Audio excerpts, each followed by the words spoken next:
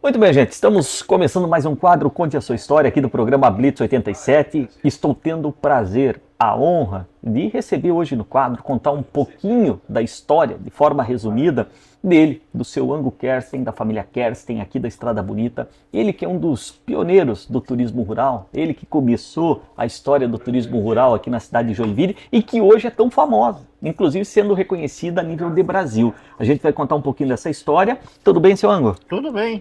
Que bom. Seu Ango, vamos começar lá pelo início, né? Começar contando da sua infância, dos seus pais. O seu Ango é natural daqui, é filho de quem? Conta um pouquinho desse início. Na verdade, eu vou contar um pouquinho mais para frente da história. É que, na verdade, hoje já sou a quarta geração, né? Nós já estamos na sexta. Então, na verdade, quem veio para cá foi meu bisavô. Então, na verdade, eram alemães, eram 3 irmãos. Eles, na verdade, saíram em 1836 da Alemanha. 1836. A gente tem um documentário, a gente conseguiu um documentário, inclusive, porque a gente não tinha isso ainda. E aí eles entraram por Minas, na verdade. Então eles trabalharam na ferrovia norte para o sul. Tá? Naquela época era meio de sobrevivência, né? Então, na verdade, eles vieram para Santa Catarina, na verdade, no Paraná, para Santa Catarina, em 1887, eles entraram nessa região. Na verdade, meu bisavô ia comprar em São Francisco do Sul, mas não se acertou ali. E acabou comprando, hoje conhecida como Estrada Bonita.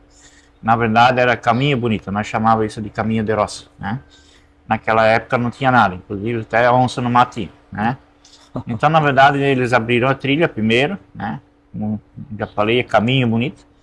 E aí eles, na verdade, começaram a trabalhar com madeira, porque eles tinham que destruir a mata para começar a construir casas, pontes e estradas, era o trabalho deles.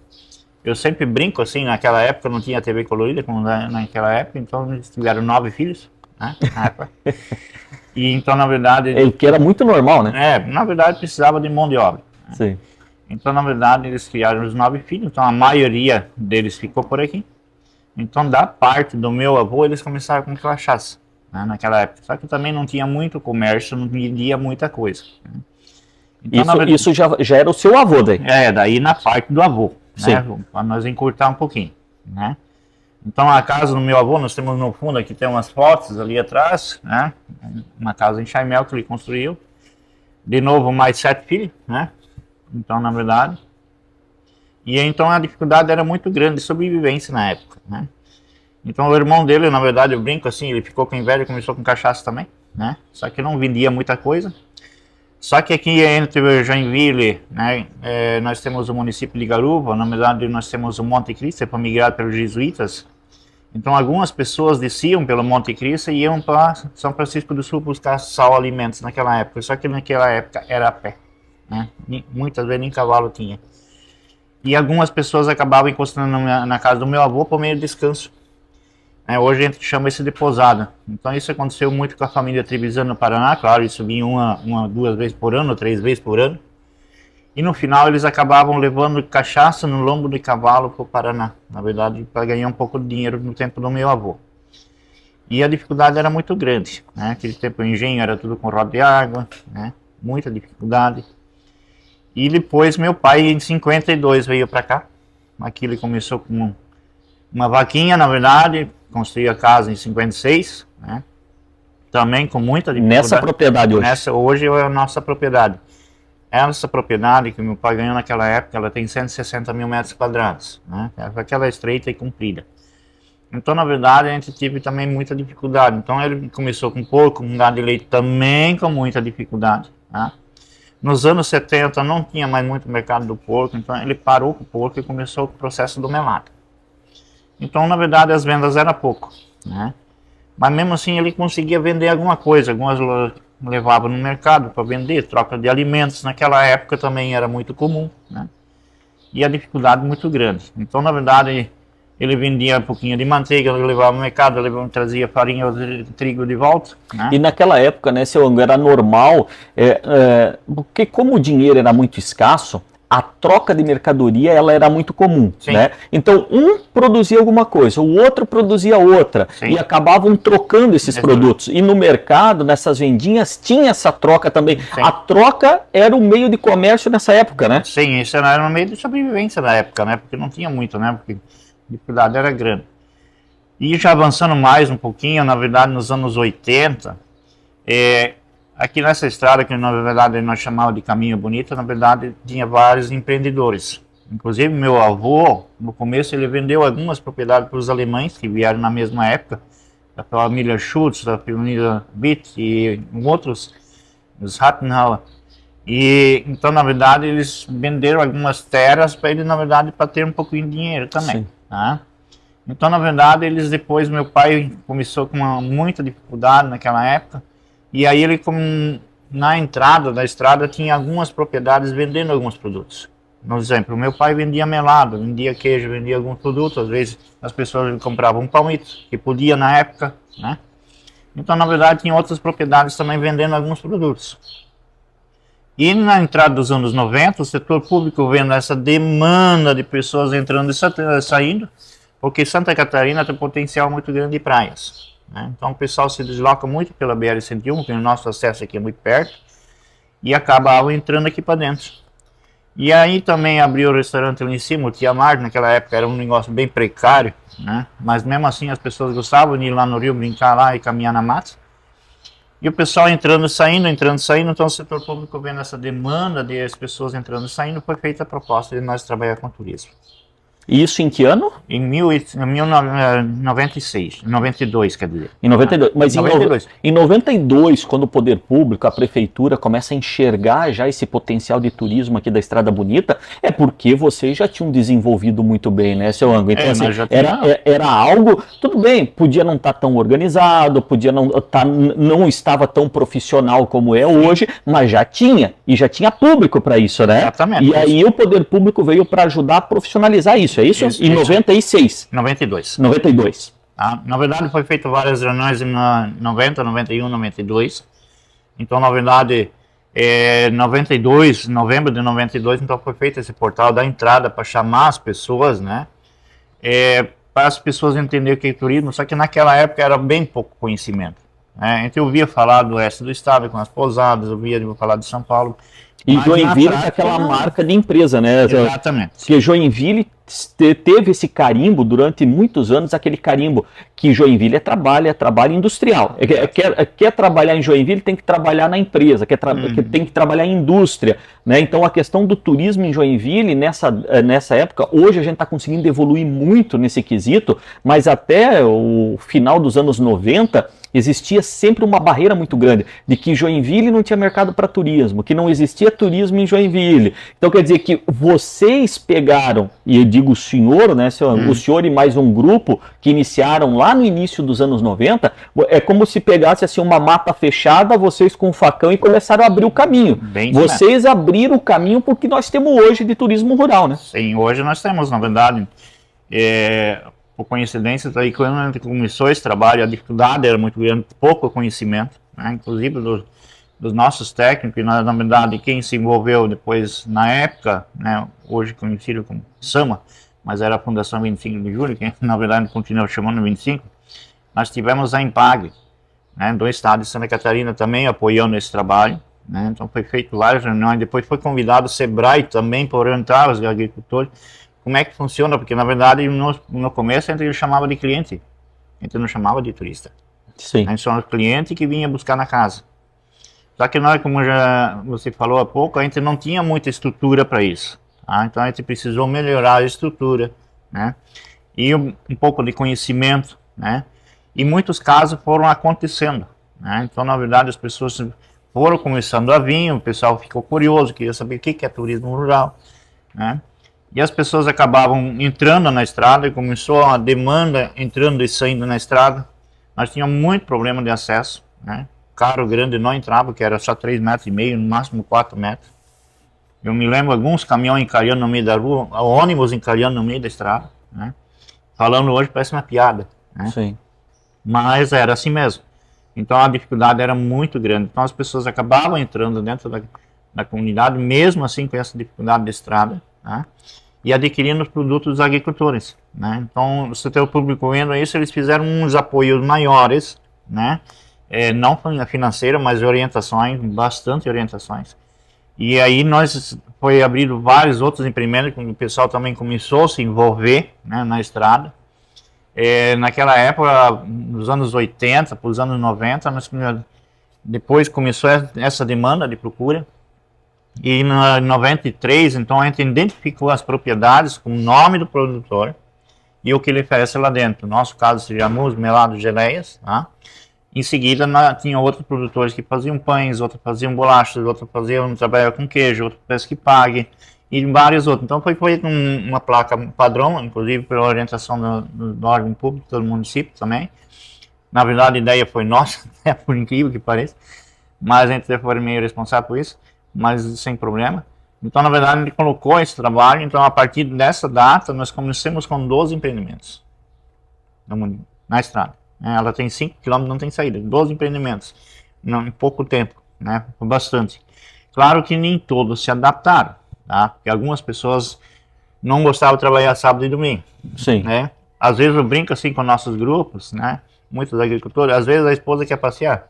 Sim. Sábado e domingo. Ou no caso do marido, vice-versa. Então as pessoas têm que se adaptar a esse ambiente, porque na verdade o nosso turista, hoje, modo de falar, ele vai passear sábado e domingo. Sim. Né? Nós estamos ao contra. Tá? Então, na verdade, nós podemos ter passeado durante a semana, mas sábado e domingo nós temos que atender, porque aquele público, ele vem procurar final de semana, porque durante a semana ele trabalha na empresa. Sim. Né? E sábado e domingo ele quer se divertir. Então, na verdade, eu quero adquirir produtos. Né? Então, a gente começou esse trabalho. Em 95 a gente ganhou um outro desafio. O setor público vendo essa demanda das pessoas no município de Joinville, né? Foi feita a proposta de trabalhar com crianças, né, do setor público, né? Inclusive a Secretaria de Educação na época. Então foi feito um projeto no município de Joinville, naquela época, em 95, para eles conhecer a agricultura e também conhecer né, a parte marinha, Barco Príncipe, né, a parte... Hoje, Bigorelli bem estruturada também já, né? Então, naquela região. Então, foi feito esse projeto. Naquela época, quem se envolveu com a empresa, na verdade, foi a Bogotur. Foi criado, nós naquela época, nós chamava de jardineiras. Esses ônibus foi feito especialmente para isso, tá? Eles tinham as logomarcas ponto turístico de Joinville nos ônibus, né? Seja no Barco Príncipe, seja na Estrada Bonita, ou seja, né, no Pórtico, e em várias regiões. Então foi feito esse trabalho naquela época e aquilo começou a crescer, tá?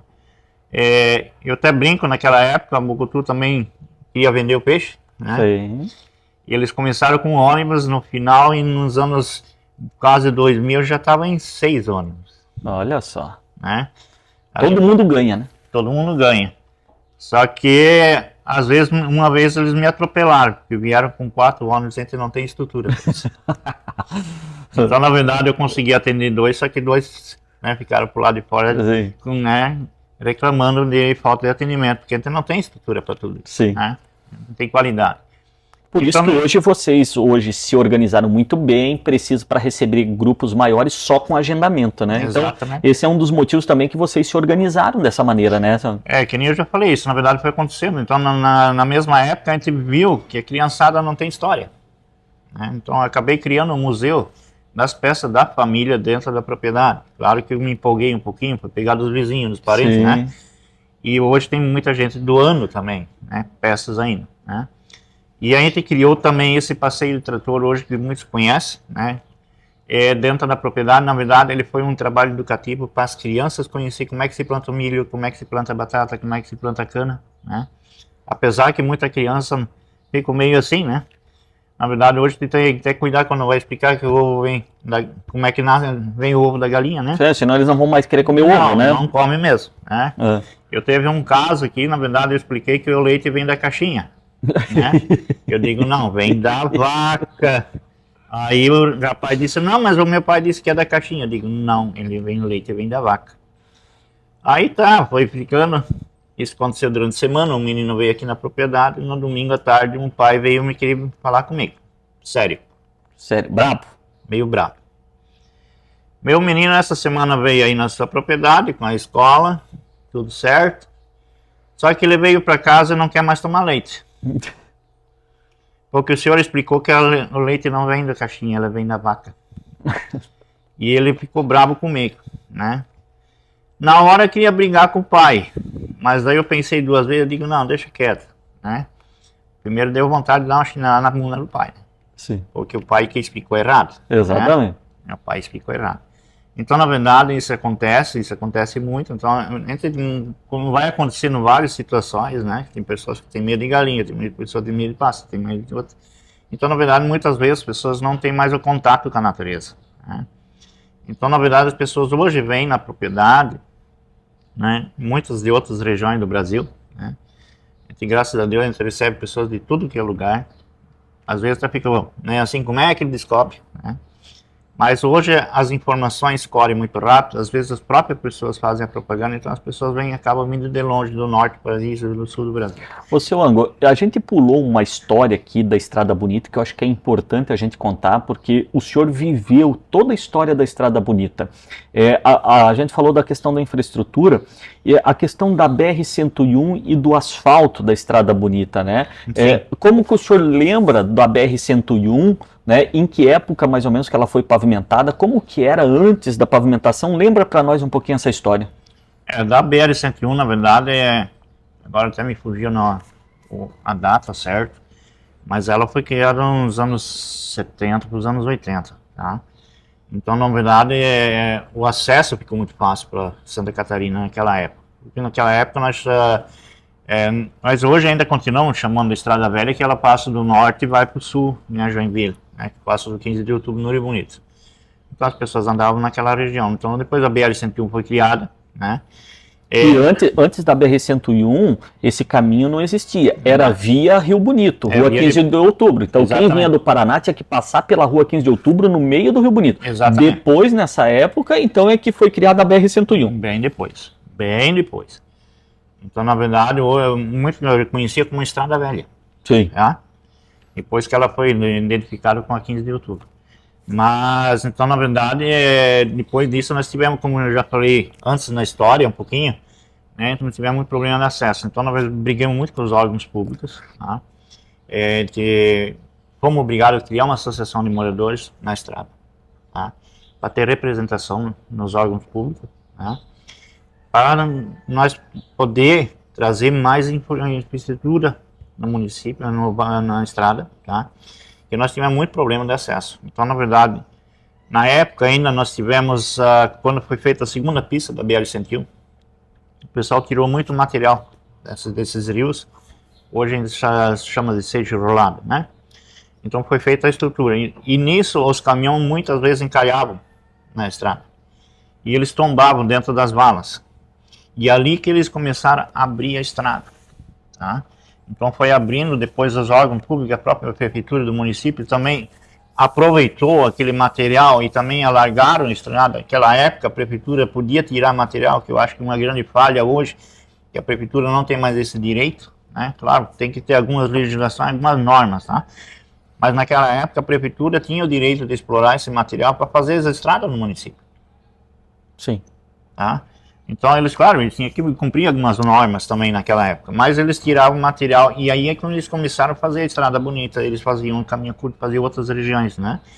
Então, na verdade, ali que ela foi aberta, só que mesmo assim ainda nós tivemos problema de acesso.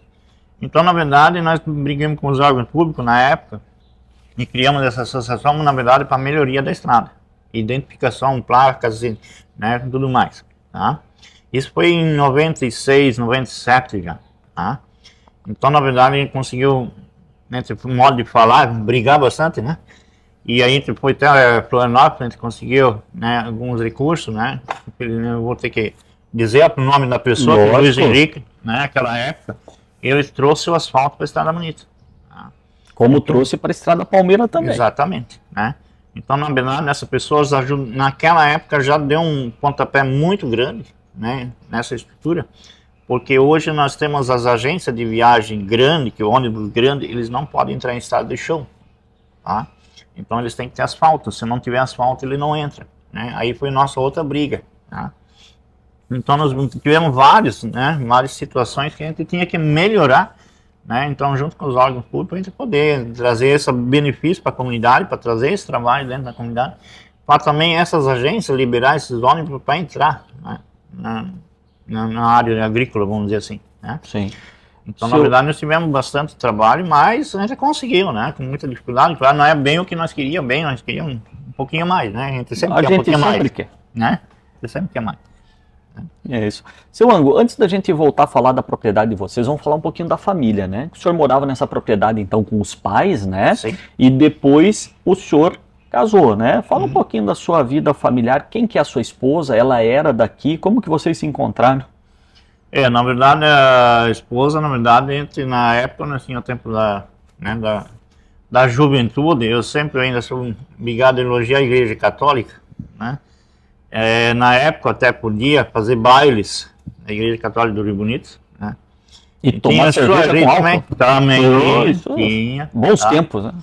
E hoje, infelizmente, acabou isso. E eu, na verdade, acabei encontrando ela num baile da Igreja Católica. Veja né? só. Inclusive, ela é moradora da Estrada Tomando Bonita. Antártica. Você? E naquela época era famosa a Antártica. né? E era boa também. Então, na verdade, a gente se encontrou dentro do baile lá, e ela era morador, né, da própria Estrada Bonita. Ela morava aqui? Ela mora aqui, né? Os pais moram aqui. O pai dela, infelizmente, hoje é falecido, né? Mas a De que família? Que na verdade, era uma brincadeira que nós no final aconteceu, tá? Porque ela é da família Ferrari, então a turma sempre pegava no meu pé, eu casei por cá, não só por causa dela, por causa do sobrenome, que eu queria uma Ferrari. Ah, é? Então, na verdade, a gente casou em 97, né, fevereiro de 97. E depois disso nós tivemos as duas filhas, que é a Juliana e a Joyce, né? Então, na verdade, aquele tempo, como você já falou, a gente morava junto com os pais, né? E, na verdade, eu quase estava fugindo da agricultura nos anos 80 para os anos 90, mas quando veio aquela promessa do turismo, a gente colocou a camisa na frente, né? Então, a gente apoiou... Não, mas o casamento de vocês foi em 87 ou 97? 97. 97? 87, não, 87. 87. Eu sempre confundo isso lá. O ano que eu nasci. Então, tá. Foi 87. E então, na verdade, a gente tiver, né, como já falei, duas filhas e tudo mais. Então, na verdade, a gente criou esse espaço dentro da propriedade. Né? Sim. E aí, nessa época que vocês casaram, veio as meninas, a Joyce e a Juliana, a ideia de vocês teve esse momento de querer sair, mas acabaram ficando. E nesse início do casamento com as meninas pequenas, a fonte de renda de vocês era agricultura? Era agricultura. Sim. E aí depois, aos poucos, foi entrando a questão da cachaça, do melado? Na verdade, que meu pai já vendia melado, alguma coisa. Então, na verdade, a gente chama hoje de a granel, tá? Vendia em lá, porque naquela época não tinha essa estrutura que nós temos lá pela vigilância sanitária.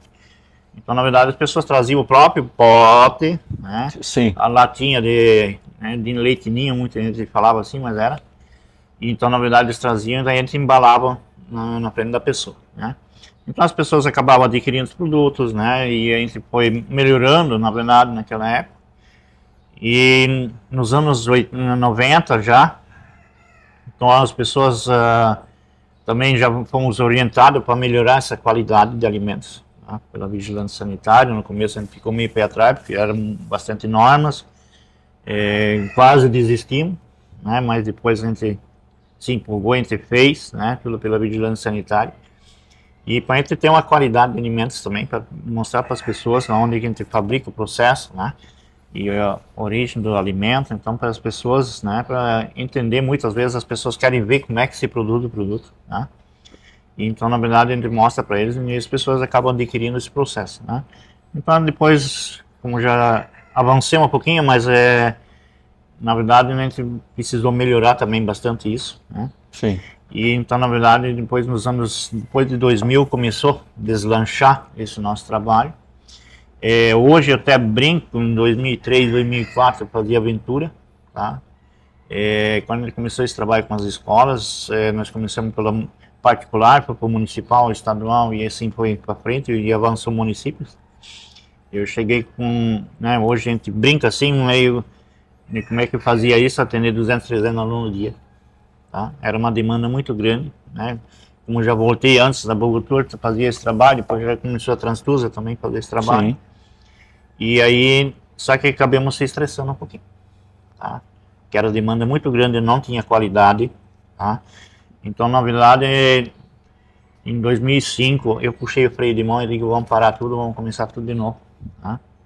Então, a gente precisou se organizar porque na verdade só estava eu e a esposa, né? Naquele tempo ainda meus pais me ajudavam um pouco, mas meu pai não era muito fã, tá? Nessa parte, então ele acabou assumindo sozinho praticamente tudo isso, e então na verdade a gente precisou se organizar. Então a partir daquela data a gente resolveu, porque na verdade no começo, voltando um pouquinho para trás, ainda a gente tinha muito problema de comunicação.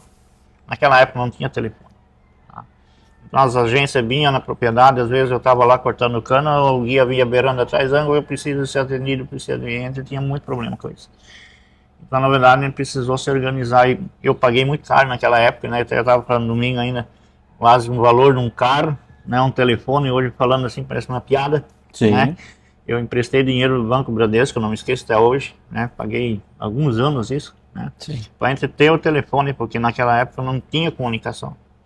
E a partir disso a gente conseguiu melhorar nosso atendimento, né? Claro, melhorou a estrutura também da propriedade. Tá? E para a gente poder atender melhor esses grupos, os grupos que vêm muitas vezes de longe, né?